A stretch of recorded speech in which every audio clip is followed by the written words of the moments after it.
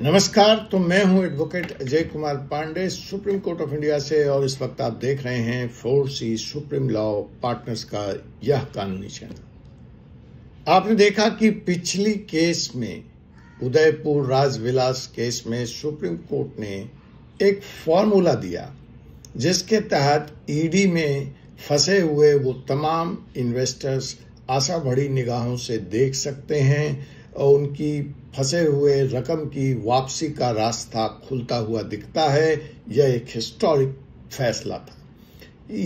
Supreme court ने कहा कि अविलंब इनोसेंट इन्वेस्टर्स के पैसे वापस किए जाएं और ईडी ने इस पर त्वरित कार्रवाई की। अब आइए देखते हैं ये फॉर्मूला कैसे फिट बैठता है हीरा गोल्ड केस में, फाल्कन केस में और व्यू नाउ केस में। तो साहब, उस फॉर्मूले पे हम आपको उस ब्लूप्रिंट पे, उस फ्रेमवर्क पे, उस रास्ते पे सीधे लिए चलते हैं।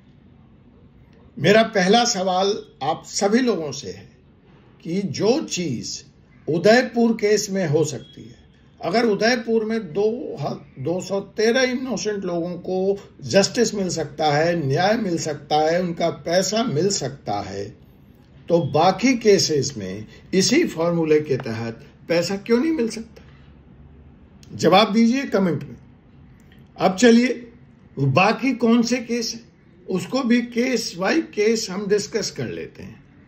तो चलिए हम पहले ले लेते हैं हीरा गोल्ड स्कैम केस। ये भी सुप्रीम कोर्ट में चल रहा है, यहां पहुंच चुका है। तो साहब, इसमें 1.72 लाख विक्टिम्स हैं, अर्थात व्यू नाउ से ज्यादा। व्यू नाउ में 1.25 लाख लोग हैं। यहां पे ठगी 5,000 करोड़ की बताई जा रही है, यह भी व्यू नाउ से ज्यादा। व्यू नाउ में 3,000 का ठगी बताया जा रहा है। अब हीरा गोल्ड स्कैम में ज्यादातर लोग मुस्लिम समुदाय से आते हैं, उनको टारगेट किया गया था हलाल इन्वेस्टमेंट के नाम पे। वादा था 36% रिटर्न देने का, 36% रिटर्न देने का। नोवेरा शेख नाम की एक लेडी, देखिए यहां पर एक लेडी इन्वॉल्व है। अगर व्यू नाउ में डिम्पल खरोड़ हैं, तो यहां पर तो वहां पे मेन जो प्रमोटर थे, डायरेक्टर थे, वो सुखविंदर खरूर थे, लेकिन यहां पर जो मेन प्रमोटर हैं वो अभी लेडी हैं। उनका नाम है नोवेरा शेख, जो खुद को बिजनेस वुमेन बताती थी, लेकिन उन्होंने लाखों लोगों का भरोसा तोड़ दिया। सोचिए, आपकी तरह रिटायर्ड गवर्नमेंट एम्प्लॉय 30 साल की सर्विस के बाद ग्रेच्युटी का सारा पैसा यहां लगा दिया, इन्वेस्ट कर दिया हीरा गोल्ड में, गोल्ड बनने के चक्कर में, क्योंकि उनको लगा कि यह इस्लामिक बैंकिंग है, हलाल है, ट्रस्टेड है। आज वो बेचारे खाना कैसे खाएं यह भी सोच रहे हैं। ईडी ने इस कंपनी की 400 करोड़ रुपए की प्रॉपर्टी अटैच की। सुप्रीम कोर्ट ने नवंबर 2024 में इन्वेस्टर्स को पैसा वापस मिल जाए, इसके लिए प्रॉपर्टी के ऑक्शन का भी ऑर्डर कर दिया। बट अभी तक 1.72 लाख विक्टिम में से किसी को भी पैसा नहीं मिला है, और कैसे मिलेगा? इन्वेस्टमेंट 5,000 करोड़ की है, प्रॉपर्टी 400 करोड़ की है, बिकती कितने में है यह अभी देखना बाकी है। इसी का जवाब है, यही सवाल आप व्यू नाउ में पूछते हैं कि साहब इन्वेस्टमेंट 3,000 करोड़ की है, लोग 1.25 लाख हैं, पैसा जो सीज है, जो बैंक में है, जो अकाउंट में है, वो 200 करोड़ के आसपास है। सेम सिचुएशन हीरा गोल्ड में है। इसीलिए मैंने इस केस के माध्यम से व्यू नाउ केस को समझने और समझाने का प्रयास किया है। तो साहब, ये जो उदयपुर राजविलास केस आया है, उसने एक फॉर्मूला दे दिया है कि पैसा कैसे बटेगा और पैसा किसको मिलेगा। तो साहब, उदयपुर में जो इन्वेस्टर्स थे उनको ईडी ने 2 भागों में क्लासिफाई कर लिया। ठीक है, तो यहां भी 1.72 लाख लोग हैं, इनका भी क्लासिफिकेशन ईडी को करना चाहिए और यही क्लासिफिकेशन ईडी को व्यू नाउ केस में करना चाहिए।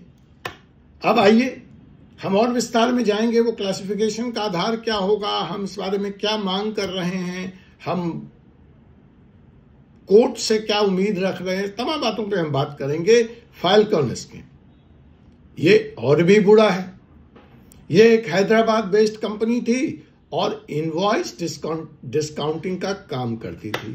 कहते हैं हम अमेजन, देखिए ये बड़ा फिर व्यू नाउ से इसके तार जाके जुड़ते हैं। व्यू नाउ केस यहां पे ये कह रहे हैं कि देखिए जी हम अमेजन, ब्रिटानिया जैसी कंपनियों का इनवॉइस डिस्काउंट करते हैं। जैसे व्यू नाउ में कहा गया कि देखिए जी ये क्लाउड पार्टिकल है, हम इस क्लाउड पार्टिकल को बड़ी बड़ी सरकारों को, यूपी गवर्नमेंट को, विदेश की सरकारों को और तमाम रिप्यूटेड कंपनियों को किराए पे देते हैं और वहां से हमें किराया मिलता है और उसके बदले हम आपको रिटर्न देते हैं। तो यहाँ पे भी कहा गया कि हम अमेजन, ब्रिटानिया जैसी कंपनियों के साथ काम करते हैं और उनके इनवॉइस का डिस्काउंट करते हैं और 18 से 22% की रिटर्न का प्रॉमिस किया गया।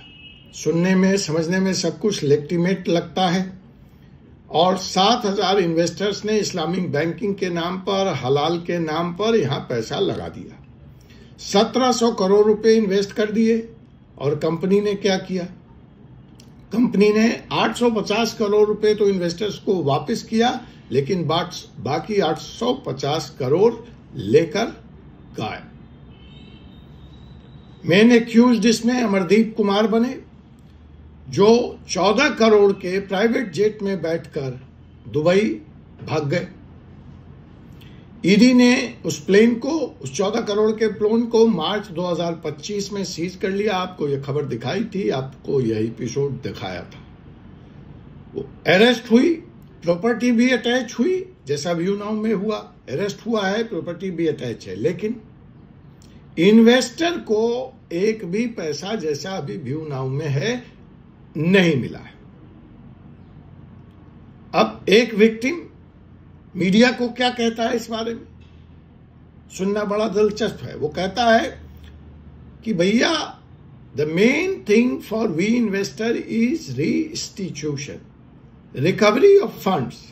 Arrest is none of our business, arrest are secondary. We want to know what is being done to get our money back. यही सवाल तो व्यू नाउ वालों आपका भी है कि we are not concerned with bail of Kharoor, we are not concerned with defreezing of his property, we are not concerned with the arrest of Arif Nisar, Sukhwinder Singh Kharoor और डिम्पल खरूर। हमें तो हमारा पैसा मिलने के बारे में ईडी क्या सोच रही है, ईडी क्या कार्रवाई कर रही है, कोर्ट क्या सोच रही है, कोर्ट क्या कार्रवाई कर रही है, यह बताया जाए। तो साहब, सुप्रीम कोर्ट के इस जजमेंट के आने के बाद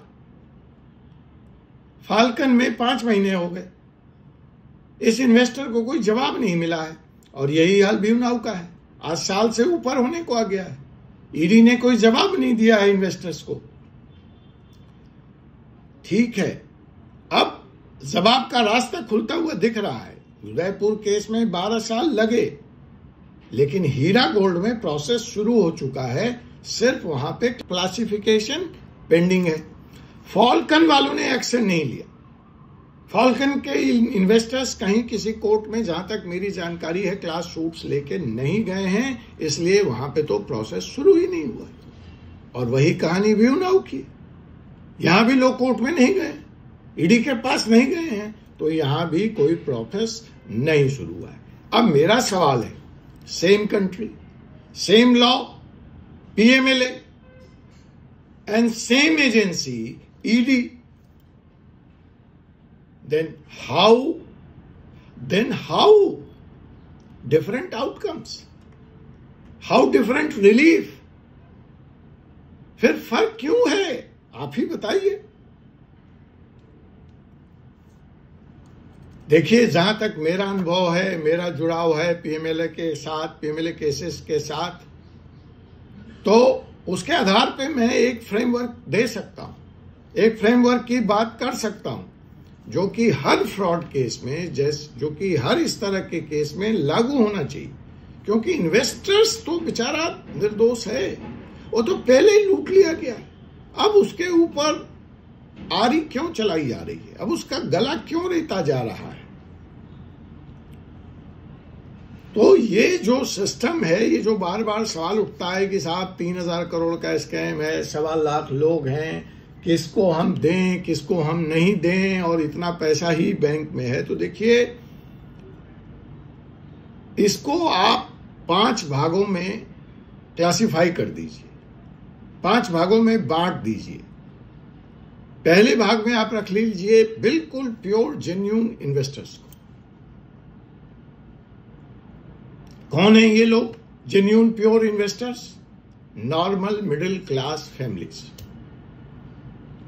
अपने लेजिटिमेट फंड से इन्होंने इन्वेस्ट किया है, एक्यूज से इनका कोई कनेक्शन नहीं है, किसी और को कभी रिक्रूट नहीं किया, कंपनी में इंट्रोड्यूस नहीं किया, कभी कोई कमीशन नहीं खाया, सिर्फ अपना पैसा इन्वेस्ट किया और खो दिया।